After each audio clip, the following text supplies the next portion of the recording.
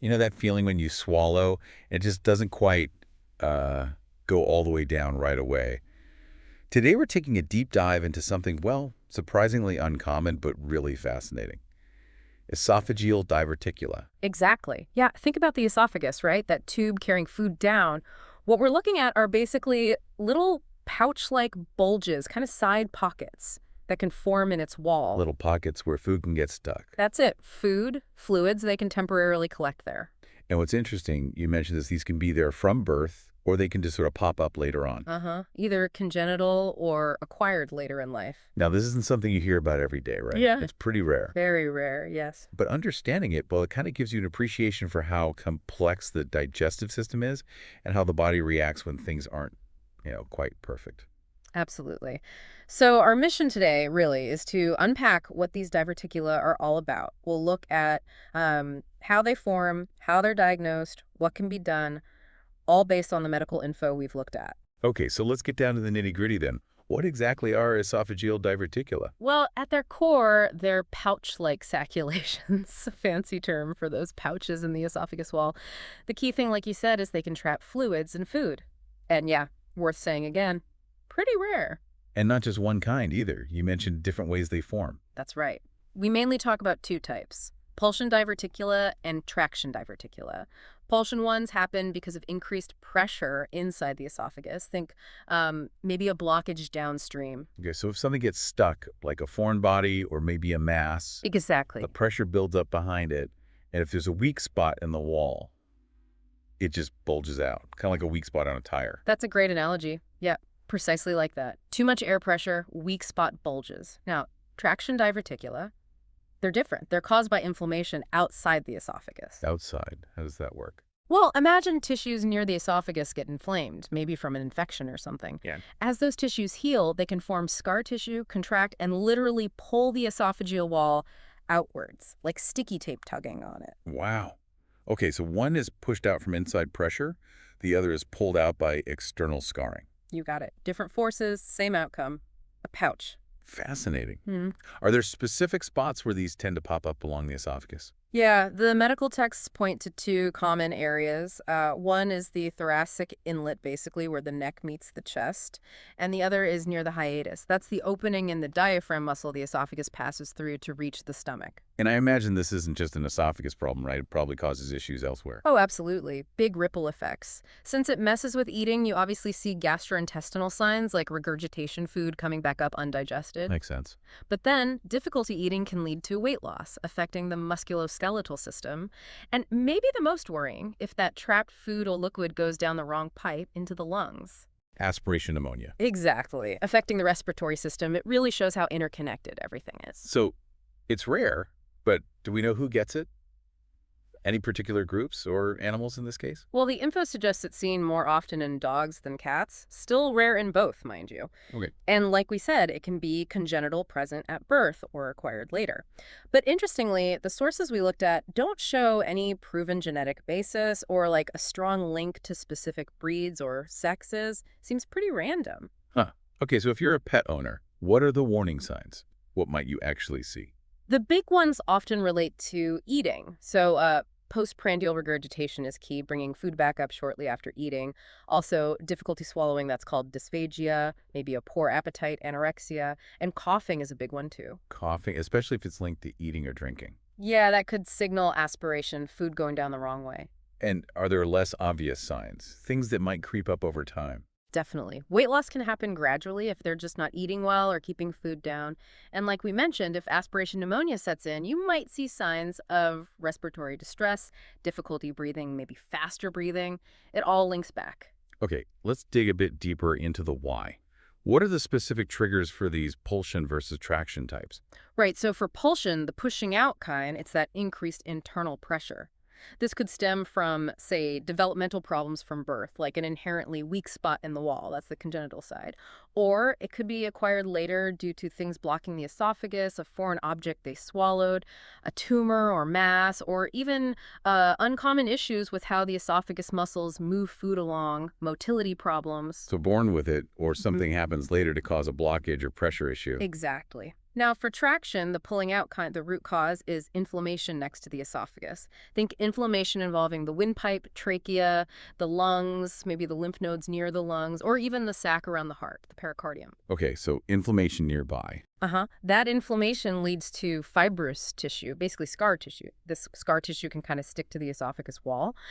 And as it matures and contracts, it just pulls, creating that diverticulum, like the esophagus gets snagged in this healing process. That really paints a picture. Okay, so how do vets figure out this is the problem and not something else? What's the diagnostic process? Good question. It starts with ruling other things out, like sometimes in young dogs, especially short-nosed breeds or Shar-Pais, barium contrast used in x-rays can pool normally near the thoracic inlet. Ah, so you need to know what's normal for that specific type of animal. Precisely. Seeing pooling there doesn't automatically mean it's a diverticulum. It could just be normal anatomy for them. What else needs ruling out?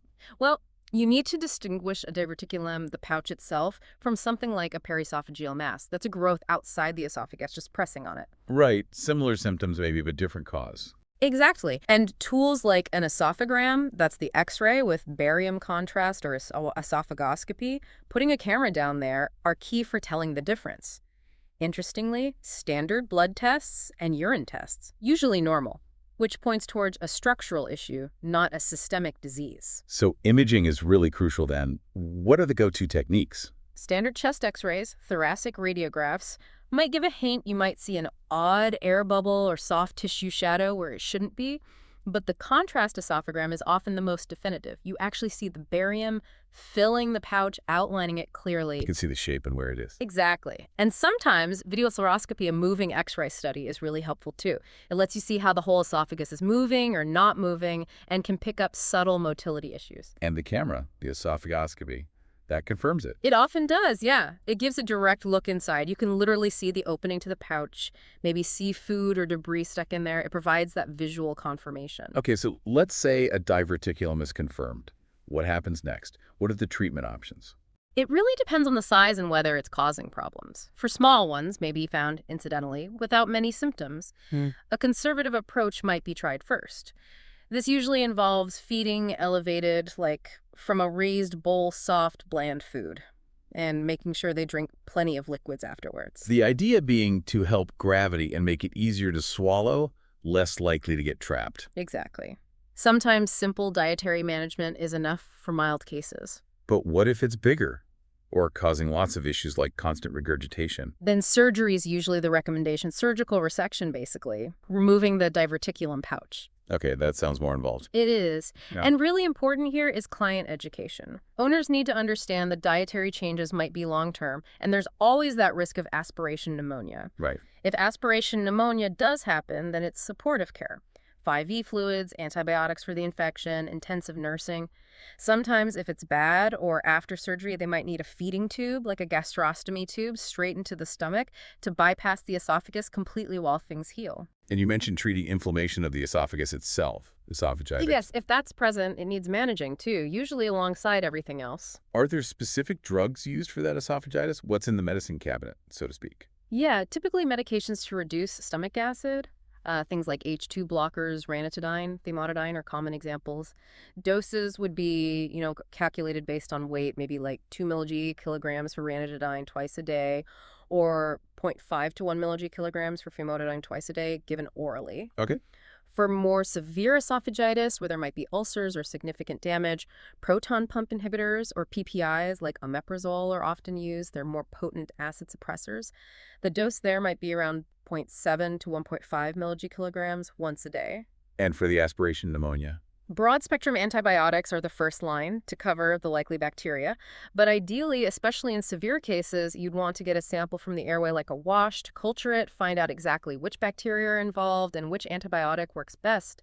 That's culture and sensitivity testing. Targeted treatment. Makes sense. So after treatment, whether it's diet or surgery, what's the follow-up like? Monitoring is key.